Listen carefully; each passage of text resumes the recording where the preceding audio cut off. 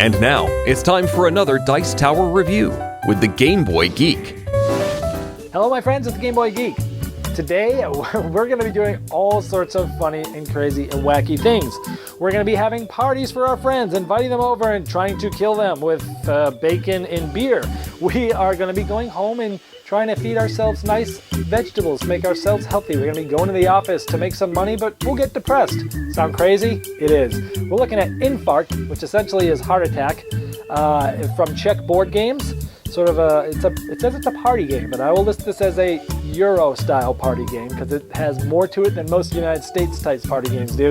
It's crazy, it's off the wall, but it's a lot of fun. Let's check it out. I'll show you how it's played. I'll see you on the other side.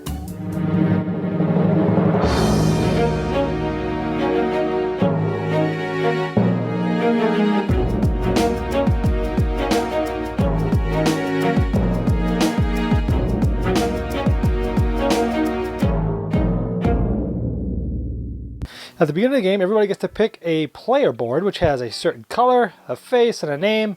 So we have Tom, and we have Jane, who's yellow. We have Mikey, who's sort of orangish. We have Lucy, who is red.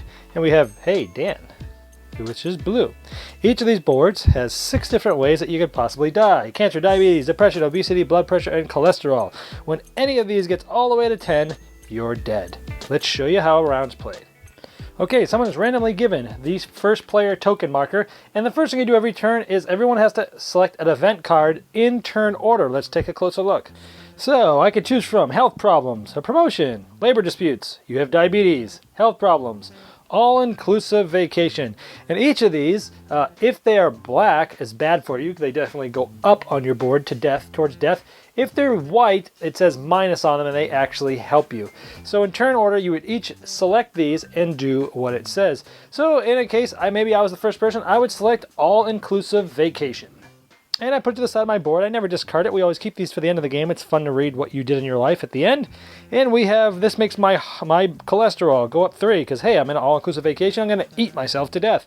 My blood pressure goes down, but it's already 0, so it doesn't go any further because, hey, it's fun to go on a vacation.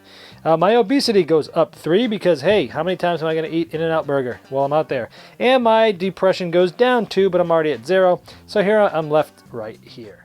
Now the rule states that at this point, this person passes the first token to the next person and they play the whole round like this. What's going to happen is everybody has 3 meeples of their color. At the same time, everyone's going to place 3 of them out on the board to different places. You have to play in a different place than any of your other meeples, meaning I can't put 2 people in the fitness center. I have to go in 3 completely different places. But there will be more other people in the same spot as you. So we basically count to 3, everybody puts up their meeples, and it might look something like this.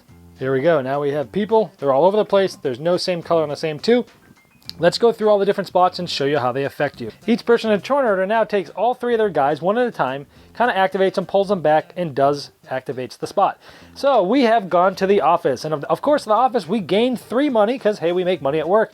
But our depression goes up too because, hey, everyone gets sad when they have to go to work, right? So we do that on our board. So I'd take the 3 money, I'd put it here, and my depression would go up 2. So now I'm at depression of 2.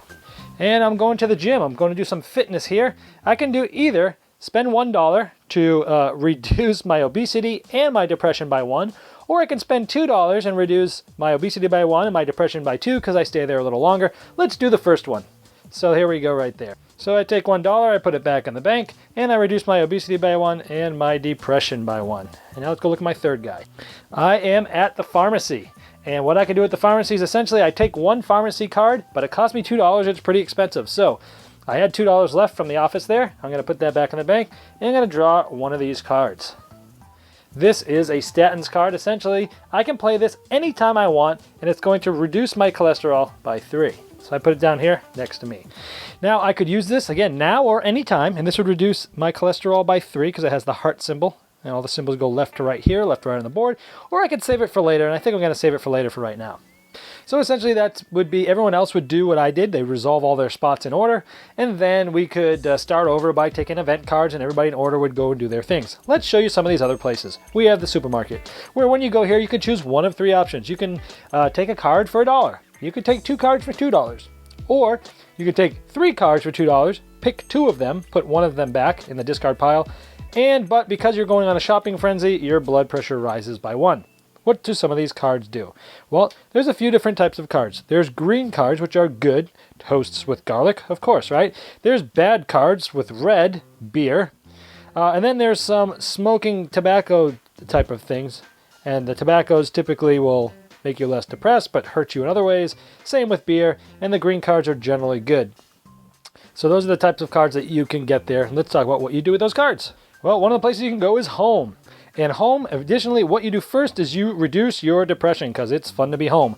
Then, if you want to, you can do one of two things. You can serve yourself some food. Well, when you serve yourself some food, you're going to want to do some good things to yourself because, hey, you wouldn't serve yourself bad stuff on purpose. So what you can do is serve two things to yourself that are good. You can do anything, but of course you'd want to do good. And what you have to do is you have to use two different symbols. One's a food, one's a drink, and you always have to do one of each. You can never do two of the same. And what this does is essentially lowers everything. So this lowers your cholesterol by 1, your blood pressure by 1, your cancer by 2, and same for this, 2 and 1. It makes it better. Instead of doing that, you could hold a party. And what a party is you invite your neighbors. Anyone who's sitting to the left and the right of you will come to your party. They're forced to come.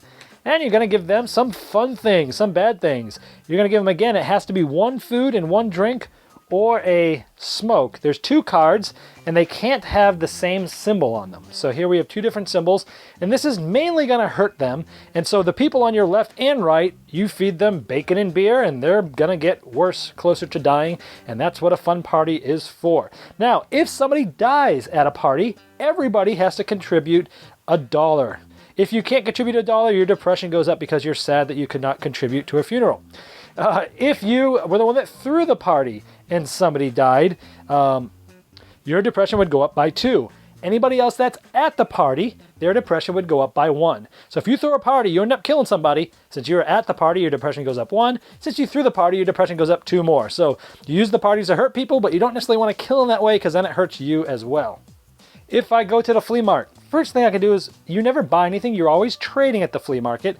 First thing I can do is, if I don't like what's here, I can spend $1 and re-wipe and put new cards out, and I can do it as many times as I want to spend the money for.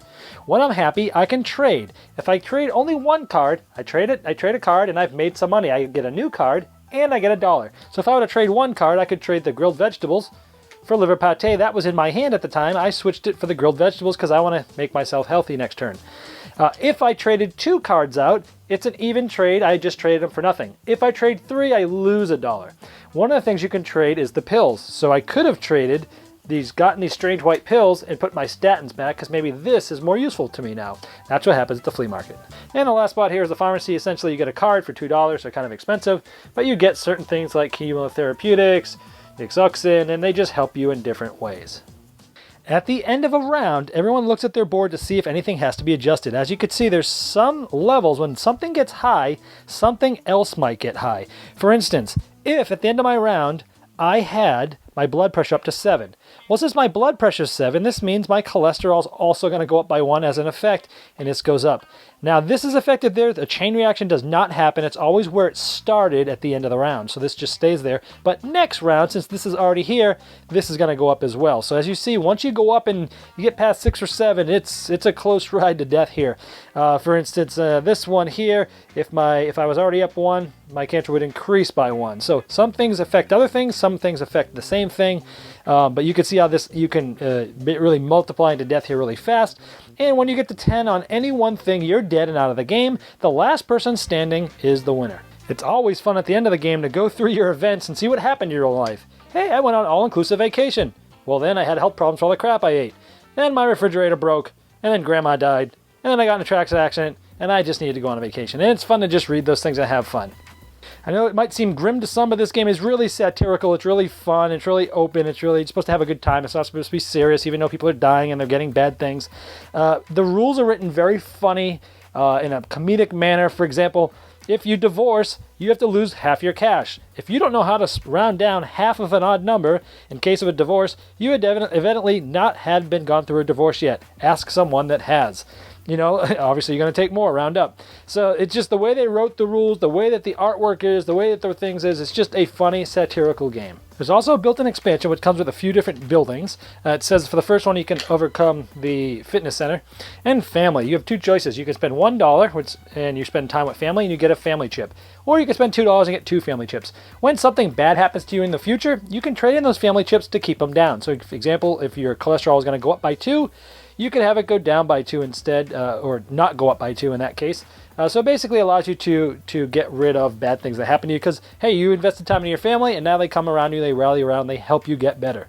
Another one is the bar, where you pay $1 and you pick a friend. First of all, your cancer goes up because, hey, you're in a smoke-filled bar, it's secondhand smoke, but you get to pick a friend. That friend's cancer goes up 1, and they have to continue through the deck, the pile of the cards until they get a red one, and then they must consume it right away in the bar, and it hurts them even more. The next is the black market. Essentially, 4 new cards go on the side of the board, and if they go here, they can pick one of those new cards. The next one is the career. You cannot go to the career and the office in the same turn. You can only work on one or the other. But if you go to career, you're going to get $2. But your depression is going to go up by 2. Your cholesterol is going to go up by 2. But you get a career chip. For every career chip that you have, when you go to the office, you get $1 additional. And the last one is not even named. It's up for you to decide what this thing should be named. If you go here, you have 2 choices. You can lower your depression by 2, but your blood pressure goes up by 2. Or you can lower your depression by 3. Your blood pressure goes up by 2, but you spend $1. I'll leave it up to you to say what that $1 spent on. All right, well, there's Infarkt. If you play this with the right group, lighthearted, likes to have fun, doesn't take anything too seriously, you're going to have a lot of fun with this game. It is a Euro-style party game, so I probably wouldn't break this out with my family and play it because even though it's a party game, I would say for a board gamer person that plays a lot of board games, this is still considered a light game. But for someone who doesn't ever play any games, this might be a little bit more thinking than a normal non-board gaming United States person would like, because there is still some thinking there. Granted, you're trying to figure out what to lower, what to raise, what cards should I put together, should I trade them? So it's good. It's a light game. The gamer is going to find this fun. The non-gamer might find it a little too hard if they're not used to playing games. But overall, it was just a blast. You go through all those event cards that happen during the game, and you read them all off at the end, and you get to see what happened in everybody's life. And then, of course, having that extra expansion there will add extra play time to it. You can mix it up as to which ones you add. So if you've got a group that's ready to have fun, I just love how they took a satirical method to this, where, yeah, they're talking about some things that are kind of morbid, and some people might have trouble with that theme, but the way it's presented, the way the rules are written, all funny, they make you laugh a lot of times as you read it. It's all light, comical type of drawing, artwork, so that even though it's about something that's pretty cruel, it's actually still pretty fun. So they did a good job delivering a fun experience, a fun party game, something that's very unique. I'll be keeping it because it is so unique. And I know that in the United States, you can either buy it off their website, they told me, or actually I think Fun Again has it. I think there's only 2 places around that you can get it in the United States. But if it looks like fun, a unique party game that you want to try, Infarkt from Czech Board Games. Hey, one more thing before you go. If you're about to drop a comment on this YouTube page for this video and you're expecting interaction or a personal response from me, I recommend the place to do that is at my Facebook page, which is facebook.com/thegameboygeek, because I don't get notified when YouTube videos get comments on the Dice Tower Network because I don't own the channel. So if you want to interact with me directly, I'll see you at my Facebook page. Thanks so much for watching the Dice Tower videos. Find more great videos and reviews, as well as our top-rated audio podcast at Dicetower.com. You can also find other great shows at Dicetowernetwork.com. I'm Eric Summerer, and you've been watching The Dice Tower. The Dice Tower is sponsored by Cool Stuff Inc., where you can find great games for great prices. Cool stuff in stock. Check them out at CoolStuffInc.com.